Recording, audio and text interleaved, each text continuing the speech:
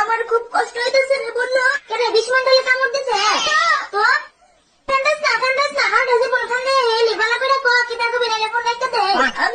আমি WhatsApp delete করে রাখবো বন্ধু রে। আমার আজ পর্যন্ত চিনল না রে বন্ধু। নিজের থেকে বেশি ভালোবাসা রে বন্ধু।